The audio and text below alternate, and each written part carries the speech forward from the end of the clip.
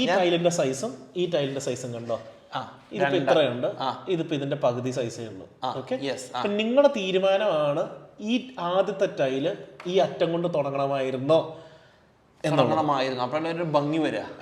ടൈലിന്റെ പുറയില് paper joint വെക്കുമ്പോൾ especially ടൈലിന്റെ പുറയില് completely അതിന്റെ ചാന്ത് തേച്ച് പിടിപ്പിച്ചിട്ടുണ്ടാവണം.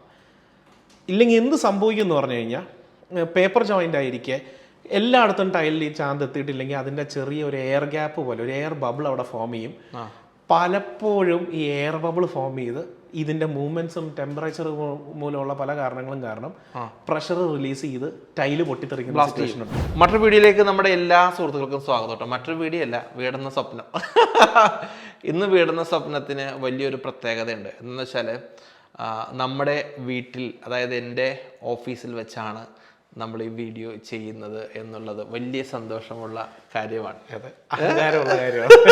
ഇവിടെ ഈ മില്യൺ ഫോളോവേഴ്സ് പ്ലസിന്റെ അതായത് ഇത് നമ്മളുടെ ആളുകൾ നമുക്ക് സമ്മാനിച്ച വലിയൊരു സന്തോഷം. ഇവരാണ് നമ്മളെ സപ്പോർട്ട് ചെയ്ത എല്ലാ ആൾക്കാർക്കും നന്ദി. വീടുന്ന സ്വപ്നവും എല്ലാ സീരീസും. അപ്പൊ എന്തായാലും സന്തോഷം. അപ്പൊ ഇന്നൊരു വെറൈറ്റി ആകട്ടെ. നമ്മുടെ ഓഫീസിൽ ആകാം, ടൈലാണല്ലോ സബ്ജക്റ്റ്. നമ്മുടെ ഓഫീസിന് ടൈലുണ്ടല്ലോ. അപ്പൊ സന്തോഷം പറ. ടൈൽ എന്ന് പറയുമ്പോൾ ആൾക്കാർ സാധാരണ ചിന്തിക്കുന്ന ഒരു ടൈലല്ല ഈ ടൈല് തന്നെ ടെക്നിക്കലി. ഓക്കെ, അപ്പോൾ കഴിഞ്ഞ 3 എപ്പിസോഡ്സ് നമ്മൾ ടൈൽ സെലക്ഷനെ കുറിച്ചാണ്. ഇനി 2 എപ്പിസോഡ് ഉണ്ട്. ഏതാ?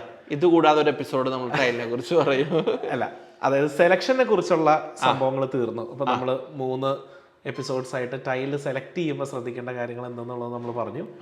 ഇനിയിപ്പോ ടൈല് വിരിക്കുന്നതിനെ കുറിച്ചുള്ള ടൈൽ ലേയിങ്ങിനെ കുറിച്ച് സംസാരിക്കേണ്ട കുറച്ച് കാര്യങ്ങൾ പറയാമെന്ന് വിചാരിച്ചാണ് ഇന്നത്തെ ഈ ഒരു. അല്ല, ഈ ടൈൽ ലേയിങ് എന്ന് പറയുമ്പോഴേ സത്യം പറഞ്ഞാൽ ഈ പണിക്കാർക്കൊക്കെ വൃത്തിക്ക് അറിയാലോ. അതെ അതെ അല്ലേ? അപ്പൊ നമ്മള് ഹൗസ് ഓണർ ഇങ്ങനത്തെ കാര്യങ്ങൾ ശ്രദ്ധയിൽപ്പെടുത്തിക്കോ അല്ലെ? ചെയ്യുന്ന ആൾക്കാർ ചെയ്യുന്നുണ്ട്. എന്നാലും നിങ്ങൾ ഒരു ദൃഷ്ടിക്കുറവ് വരണ്ട അല്ലെ? അതായത് എന്റെ എക്സ്പീരിയൻസിലേ നല്ല പണിക്കാർക്ക് നമ്മൾ ഇന്ന് പറയുന്നത് കൊണ്ട് ഒരു ഉപയോഗവും വരാൻ പോകുന്നില്ല. നല്ല പണിക്കാരെ ഹയർ ചെയ്യാൻ പറ്റിയ നല്ല ക്ലയൻസ്, ഭാഗ്യം കൊണ്ട് നല്ല പണിക്കാരെ കിട്ടുന്ന ആൾക്കാർക്കും ഒരു ബുദ്ധിമുട്ടുമില്ല. പക്ഷെ എന്ന് പറഞ്ഞാൽ ആ നല്ല പണിക്കാര് എന്ത് പ്രശ്നം ഉണ്ടെങ്കിലും അവര് ഇയാളോട് വന്ന് ആദ്യം തന്നെ സംസാരിക്കാനും കൃത്യമായി കിട്ടേണ്ട ഇൻഫർമേഷൻ ആദ്യം തന്നെ ചോദിച്ച് മനസ്സിലാക്കാനും ഉള്ള വിവരമൊക്കെ നല്ല പണിക്കാർക്കുണ്ട്. അപ്പൊ അതുകൊണ്ട് അവരുടെ ഒരു ആംഗിളിൽ എന്താണെങ്കിലും വലിയ പ്രശ്നമൊന്നും വരില്ല. ഇപ്പൊ അത്രയും ലക്കി അല്ലാത്ത ഭാഗ്യം ചെയ്യാത്ത കുറച്ച് പേരുണ്ടാവുമല്ലോ നമ്മുടെ ഓഡിയൻസിൽ. അപ്പൊ അതുകൊണ്ടാണ് നമ്മള് ഇങ്ങനെ ഒരു എപ്പിസോഡ് ചെയ്യാമെന്ന് വിചാരിച്ചത്. അപ്പൊ ഇന്നത്തെ എപ്പിസോഡ് ഉണ്ടല്ലോ, ഇപ്പൊ ഞാൻ ആദ്യം ഇത്രേ ഉള്ളൂ നമ്മൾ ഉദ്ദേശിക്കുന്നുള്ളൂ. അതായത് ടൈല് വിരിക്കുന്നതിന് മുന്നേ, ടൈല് വിരിക്കാൻ തുടങ്ങുന്നതിന്റെ മുന്നേ എടുക്കേണ്ട കുറച്ച് തീരുമാനങ്ങൾ, ഒരാൾ ശ്രദ്ധിക്കേണ്ട കുറച്ച് കാര്യങ്ങൾ മാത്രമാണ് നമ്മുടെ ഇന്നത്തെ ഈ എപ്പിസോഡിൽ നമ്മൾ കവർ ചെയ്യാൻ ഉദ്ദേശിക്കുന്നത്. വിരിക്കുന്ന പ്രോസസ്സൊക്കെ നമുക്ക് പിന്നീട് അറിയാമെന്ന് എനിക്ക് തോന്നുന്നു. ഓക്കെ, അപ്പോ തുടങ്ങിയാലോ? തുടങ്ങാം. പിന്നെ താമസിപ്പിക്കണ്ട.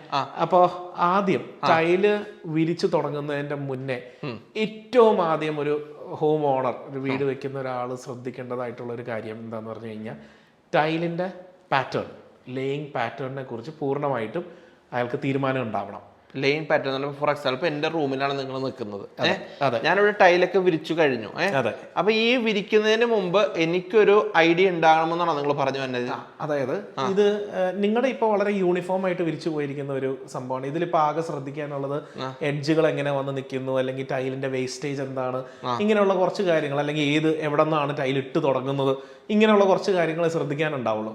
പക്ഷെ പലപ്പോഴും വീടുകളിൽ വരുമ്പോ, എസ്പെഷ്യലി ഇച്ചിരി ബഡ്ജറ്റ് ഉള്ള ഒരു വീടുകൾക്ക് വരുമ്പോൾ പലതരത്തിലുള്ള ടൈൽസ് ഒരു ഇന്റർപ്ലേ ഉണ്ടാവും. എക്സാമ്പിൾ എന്ന് പറഞ്ഞു കഴിഞ്ഞാൽ എന്റെ പുറത്ത് തന്നെ നിങ്ങളൊന്ന് കാണിച്ചിട്ടൊന്ന് പറഞ്ഞു. നിങ്ങൾ നേരത്തെ എന്നോട് കാണിച്ചില്ലായിരുന്നു പുറത്ത് വെച്ചു?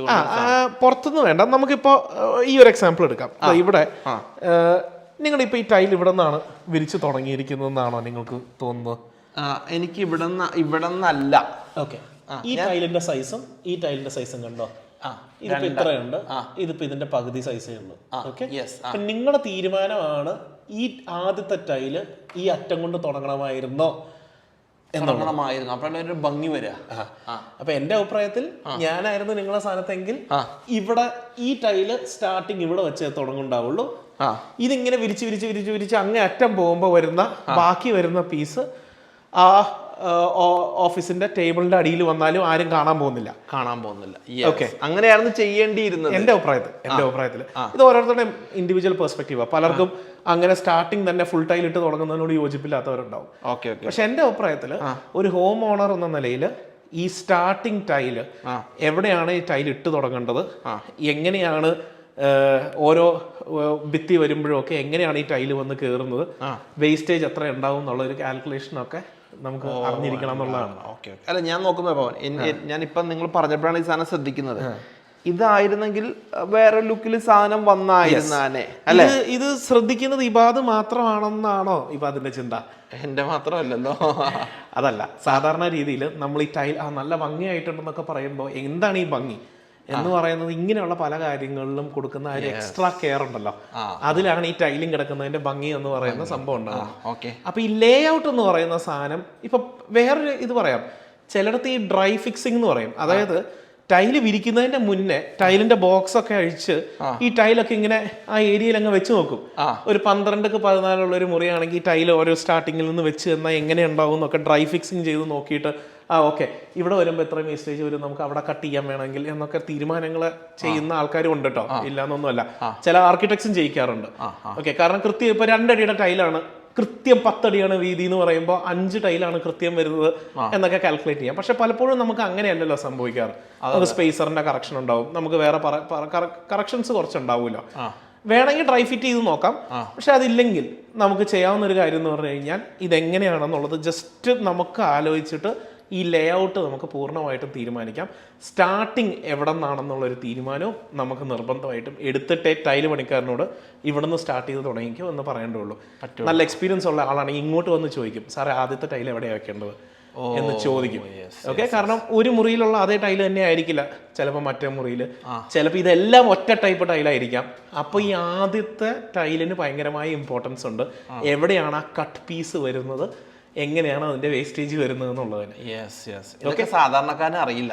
അപ്പൊ ലേ ഔട്ട് ഫൈനലൈസ് ചെയ്യുക എന്നുള്ളതാണ് ഇതിൽ ഏറ്റവും ആദ്യത്തെ ഒരു സംഭവം. രണ്ടാമത്തെ സംഭവം എന്ന് പറഞ്ഞു കഴിഞ്ഞാൽ ഇതൊരു ഹാളിനേക്കാളും ഉപരി ബാത്റൂമിൽ വരുന്ന ഒരു കാര്യമാണ്. ഈ ബാത്റൂമിൽ നിർബന്ധമായിട്ടും വെള്ളം ഒലിച്ചു പോകണമല്ലോ. കുളിക്കുമ്പോൾ ഉള്ള ബാത്റൂം, അല്ലെങ്കിൽ നമ്മൾ കമോഡ് യൂസ് ചെയ്യുമ്പോൾ വരുന്ന വെള്ളം, അല്ലെങ്കിൽ വാഷ് ബേസിനിൽ നിന്ന് തെറിക്കുന്ന വെള്ളം, ഇതെങ്ങനെയൊക്കെ ഒലിച്ചു പോകണമല്ലോ. അങ്ങനെയുള്ള ബാത്റൂംസിൽ നിർബന്ധമായിട്ടും ടൈലിന്റെ ഒരു സ്ലോപ്പ് ഈ ഡ്രെയിൻ പോയിന്റിലേക്ക് ഉണ്ടാവണം. ടൈലിന് സ്ലോപ്പ് ഉണ്ടാവണം. ഓക്കെ, ഈ സ്ലോപ്പ് നമ്മൾ ഓൾറെഡി ആലോചിച്ച് തീരുമാനിച്ചിട്ടുണ്ടാവണം എങ്ങനെയാണ് ഈ സ്ലോപ്പ് വരുന്നത് എന്നുള്ളത്. ട്രാപ്പ് എവിടെയാണ് വെച്ചിരിക്കുന്നത് അതിലേക്ക് സ്ലോപ്പ് ചെയ്ത് വരാവുന്നത് പോലെ ഓൾറെഡി സെറ്റ് ആയിട്ടായിരിക്കണം ടൈല് വിരിക്കുന്നത്. ആ ലെവലിന് ഭയങ്കരമായ ഇമ്പോർട്ടൻസ് ഉണ്ട്. എൻ്റെ ഒരു അഡ്വൈസ് ഇങ്ങനെയാണ്, ടോയ്ലറ്റിൽ കുളിക്കുന്ന ഏരിയനെ നമ്മൾ വെറ്റ് ഏരിയ എന്നും ബാക്കിയുള്ള ഏരിയനെ ഡ്രൈ ഏരിയ എന്ന് വിളിക്കുന്നുവെങ്കിൽ വെറ്റ് ഏരിയയും ഡ്രൈ ഏരിയയും തമ്മിൽ മിനിമം ഒരു ടൈൽ ഡ്രോപ്പ് എങ്കിലും ഒരു വ്യത്യാസം ഉണ്ടാവണം. എന്ന് പറഞ്ഞു കഴിഞ്ഞാൽ ഒരു ചെറിയൊരു ഒരു ടൈലിന്റെ ഘനത്തിൽ ഒരു ചെറിയ ഇത് വ്യത്യാസം ഉണ്ടാവണം. വെറ്റ് ഏരിയയിൽ സ്ലോപ്പും ഉണ്ടാവണം. ഓക്കെ, അപ്പൊ ആ സ്ലോപ്പ് ഉണ്ടെങ്കിൽ വെള്ളം നാച്ചുറലി ഗ്രാവിറ്റി കൊണ്ട് തന്നെ വെള്ളം അങ്ങോട്ട് ഒലിച്ചു പോകുള്ളൂ. അപ്പൊ ഈ സ്ലോപ്പ് എത്ര വേണം, ഇപ്പൊ ബാത്റൂമിന്റെ വലിപ്പം അനുസരിച്ചായിരിക്കും സ്ലോപ്പ് നിർണ്ണയിക്കപ്പെടുന്നത്. എത്ര വെറ്റ് ഏരിയ ഉണ്ട്, എത്ര ഡ്രൈ ഏരിയ ഉണ്ടെന്നൊക്കെ ആലോചിക്കുന്നത്. അപ്പൊ ഈ സ്ലോപ്പ് നിർബന്ധമായിട്ടും പണിക്കാരനുമായിട്ടും ആലോചിച്ച്, പണി ചെയ്യുന്ന ആളുമായിട്ട് ആലോചിച്ച് തീരുമാനിക്കുക എന്നുള്ളത് രണ്ടാമത്തെ ഏറ്റവും ഇമ്പോർട്ടൻ്റ് ആയിട്ടുള്ള മൂന്നാമത്തെ കാര്യം. ഓക്കെ, മൂന്നാമത്തെ കാര്യം ഇതൊരു വളരെ നിർണായക ഒരു കാര്യമാണ്. ടൈല് വെക്കുമ്പോൾ ലേ ചെയ്യുമ്പോൾ ഏത് ടൈപ്പ് ജോയിൻ്റ് ആണ് വേണ്ടതെന്നുള്ളതും നമുക്ക് കൃത്യമായൊരു തീരുമാനം ഉണ്ടാവണം. അതായത് 2 ടൈപ്പ് ജോയിൻറ്റ്സ് ആണുള്ളത്. ഒന്ന് സ്പേസർ ജോയിന്റ് അല്ലെങ്കിൽ ബട്ട് ജോയിന്റ് എന്ന് പറയുന്ന ഒരു ജോയിന്റും, വേറെ ഒരെണ്ണം പേപ്പർ ജോയിന്റ്. ഇതിൽ സ്പേസർ ജോയിന്റ്. ഇപ്പൊ നിങ്ങൾ നോക്കിയാൽ കാണാം 2 ടൈല് തമ്മിലുള്ള ഗ്യാപ്പ് എന്ന് പറയുന്നത് ഈ 2 mm 3 mm ഗ്യാപ്പ് ഇവിടെ വന്നിട്ടുണ്ട്. ഇത് എന്നിട്ട് എന്തെങ്കിലും തരത്തിലുള്ള ഒരു ഗ്രൗട്ട് വെച്ചാണ് ഇത് ഫില്ല് ചെയ്തിരിക്കുന്നത്. ഇത് സ്പേസർ ജോയിന്റാ. ഇത് കൂടാണ്ട് പണ്ട് വന്നുകൊണ്ടിരുന്ന പേപ്പർ ജോയിന്റ് എന്നാണ്. എന്ന് വെച്ചാൽ ഈ 2 ടൈലും കൂടെ ചേർത്ത് വെച്ചിരുന്നെങ്കിൽ എന്താകുമായിരുന്നു, ഇങ്ങനെ ഒരു കട്ട് ഇവിടെ വരില്ല. ഓക്കെ, ചിലതിൽ അങ്ങനെ ഇടുന്നതാണ് ഭംഗി. നിങ്ങളുടെ കാഴ്ചപ്പാടിൽ ഇപ്പൊ നിങ്ങൾ ഇതിന്റെ ഉസ്താദാണല്ലോ. അല്ല, ഞാൻ അതിന്റെ ഉസ്താദല്ല. പറയട്ടെ, നിങ്ങൾ മൊത്തത്തിൽ ഉസ്താദാണല്ലോ. നിങ്ങൾ റെക്കമെൻഡ് ചെയ്യുന്ന സാധനം. ഓക്കെ, ഇങ്ങനെയാണ് ഞാൻ എൻ്റെ കൃത്യമായ സംഭവം പറയാം. നല്ല വില കൊടുത്ത് നല്ല ടൈലും നല്ല വില കൊടുത്ത് നല്ല പണിക്കാരനെയാണ് വെച്ചിരിക്കുന്നതെങ്കിൽ പേപ്പർ ജോയിന്റിന് പോകുന്നതിൽ തരക്കേടില്ല. എന്ന് വെച്ചാൽ ഗ്യാപ്പ് വേണമെന്ന് നിർബന്ധമില്ല. ഓക്കെ, രണ്ട് കാര്യങ്ങൾ, നല്ല പണിക്കാരനും നല്ല ടൈൽ. കാരണം നല്ല ടൈൽ ഉണ്ടെങ്കിൽ മാത്രമേ അതിന് എഡ്ജസ് ഒക്കെ, ഇന്നലെ നമ്മൾ കഴിഞ്ഞ ദിവസത്തെ ബ്രാൻഡിങ്ങിന്റെ ഇതിനെ കുറിച്ചും വില കൂടിയ ടൈലിനെ കുറിച്ച് നമ്മൾ പറഞ്ഞല്ലോ. അപ്പൊ എഡ്ജ് എത്രമാത്രം ഷാർപ്പായിരിക്കും എന്നുള്ളതൊക്കെ നമ്മൾ ജസ്റ്റ് ഒന്ന് പറഞ്ഞു പോയുണ്ടായി. അത്രയും നല്ലപോലെ ക്ലിയർ എഡ്ജസ് അല്ലെങ്കിൽ നമ്മൾ പേപ്പർ ജോയിന്റ് വെച്ചാൽ അതിൻ്റെ ആ ചെറിയ ചെറിയ പ്രശ്നങ്ങൾ എടുത്ത് കാണപ്പെടും. അപ്പൊ അത് ഒക്കെ ഈ സ്പേസർ ഉണ്ടെങ്കിൽ അതൊക്കെ അഡ്രസ് ചെയ്യപ്പെടും. അങ്ങനെ ഒന്നും ഒരിക്കലും ഒരാൾക്ക് ഒബ്സർവ് ചെയ്യാൻ പറ്റില്ല. മനസ്സിലായി. അതുപോലെ ഈ പണിക്കാരനും ഭയങ്കരമായ ഒരു റോളാണ് പ്ലേ ചെയ്യാനുള്ളത് ഈ ഇത് വെക്കുമ്പോൾ. കാരണം നമ്മുടെ ഈ പറഞ്ഞ ടൈലിന്റെ പുറയിൽ പേപ്പർ ജോയിന്റ് വെക്കുമ്പോൾ എസ്പെഷ്യലി ടൈലിന്റെ പുറയിൽ കംപ്ലീറ്റ്ലി അതിന്റെ ചാന്ത് തേച്ച് പിടിപ്പിച്ചിട്ടുണ്ടാവണം. ഇല്ലെങ്കിൽ എന്ത് സംഭവിക്കും എന്ന് പറഞ്ഞു കഴിഞ്ഞാൽ പേപ്പർ ജോയിന്റ് ആയിരിക്കെ എല്ലായിടത്തും ടൈലിൽ ഈ ചാന്ത് എത്തിയിട്ടില്ലെങ്കിൽ അതിൻ്റെ ചെറിയ ഒരു എയർ ഗ്യാപ്പ് പോലെ ഒരു എയർ ബബിൾ അവിടെ ഫോം ചെയ്യും. പലപ്പോഴും ഈ എയർ ബബിൾ ഫോം ചെയ്ത് ഇതിൻ്റെ മൂവ്മെന്റ്സും ടെമ്പറേച്ചർ മൂലമുള്ള പല കാരണങ്ങളും കാരണം പ്രഷർ റിലീസ് ചെയ്ത് ടൈല് പൊട്ടിത്തെറിക്കുന്ന സിറ്റുവേഷൻ ഉണ്ടാവും. എന്തോ ബ്ലാസ്റ്റ് ചെയ്യും. അത് എക്സ്പീരിയൻസ് എനിക്കും ഉണ്ടായിട്ടുണ്ട്. ഓക്കെ, അപ്പൊ ഞാൻ അതുകൊണ്ടാണ് ഞാൻ പറഞ്ഞു ഞാനതിലൊരു എക്സ്പേർട്ട് അല്ല. കാരണം ഞാൻ എക്സ്പേർട്ട് ആയിരുന്നെങ്കിൽ ഇത് ഞാൻ പ്രിവെന്റ് ചെയ്യണമായിരുന്നല്ലോ. അതല്ല, നമ്മുടെ എക്സ്പീരിയൻസിൽ നിന്ന് നമ്മൾ പഠിച്ചിരിക്കുന്ന ഒരു കാര്യം എന്ന് പറഞ്ഞു കഴിഞ്ഞാൽ സ്പേസർ ജോയിന്റ് 2 mm അല്ലെങ്കിൽ 3 mm സ്പേസർ ജോയിന്റ് എന്ന് പറയുന്നത് കുറച്ചുകൂടെ റിസ്ക് ഫ്രീ ഓപ്ഷനാണ്. മനസ്സിലായി. ഓക്കെ, മറ്റത് പേപ്പർ ജോയിന്റ് എന്ന് പറയുന്നത് എപ്പോഴും റിസ്ക് കൂടിയൊരു സംഭവമാണ്. എയർ ബബിൾ ഉണ്ടാകും. എയർ ബബിൾ ഉണ്ടായിക്കഴിഞ്ഞാൽ ഒരു സമയത്ത് ബ്ലാസ്റ്റ് ചെയ്യാനുള്ള സാധ്യതകൾ വളരെ കൂടുതലാണ്.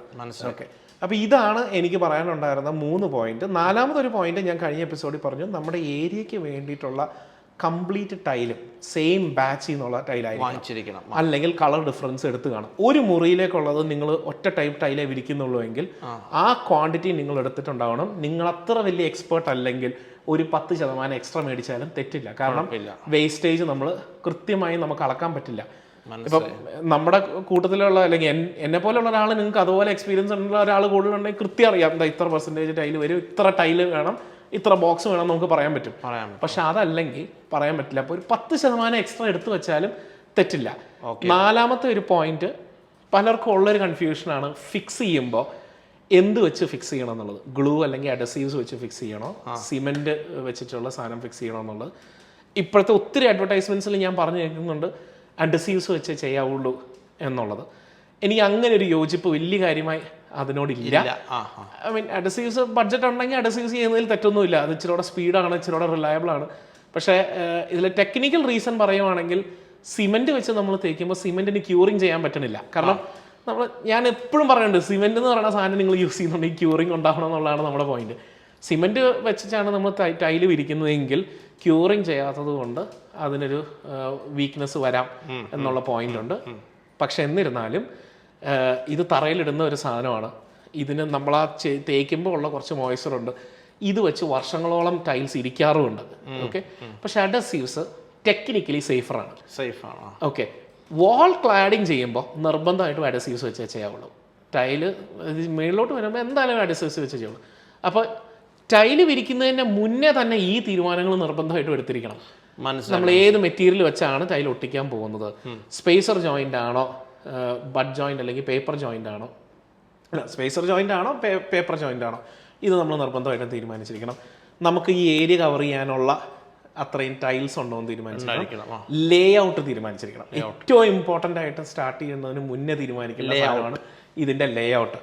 എങ്ങനെയാണ് ഇത് വന്ന് വരുന്നത്, എത്ര വേസ്റ്റേജ് വരും, ഇങ്ങനെയുള്ള കാര്യങ്ങൾ ആദ്യം തന്നെ തീരുമാനിച്ചിട്ടുണ്ടാവണം. ഇത്രയും കാര്യങ്ങൾ ടൈല് വിരിക്കാൻ പോകുന്നതിന്റെ മുന്നേ അറിഞ്ഞിരിക്കുകയും ആലോചിക്കുകയും ചെയ്യേണ്ട കാര്യമാണ്. അപ്പൊ എന്തായാലും അടിപൊളിയായി ഇന്നത്തെ എപ്പിസോഡ്. അപ്പൊ ഈ ഒരു കാര്യം ഞാനും വന്ന് ശ്രദ്ധിച്ചില്ലായിരുന്നു കേട്ടോ. പക്ഷെ ഇനി ഞാൻ എവിടെ ചെന്നാലും ഇനി ഇങ്ങനെയാണോ ചെയ്തിരിക്കുന്നത്. അപ്പൊ എന്താ പറയുക, ആ പണിക്കാരൻ്റെയും അതുപോലെ തന്നെ ആ എന്താ പറയുക, ഇതിൽ ആരാണോ മുൻകൈയായിട്ട് നിൽക്കുന്ന ആൾക്കാരുടെ ബ്രില്യൻസ് അറിയാൻ പറ്റും. അതെ, കാണാം അടുത്ത എപ്പിസോഡ് കേട്ടോ. All the best. ബൈ.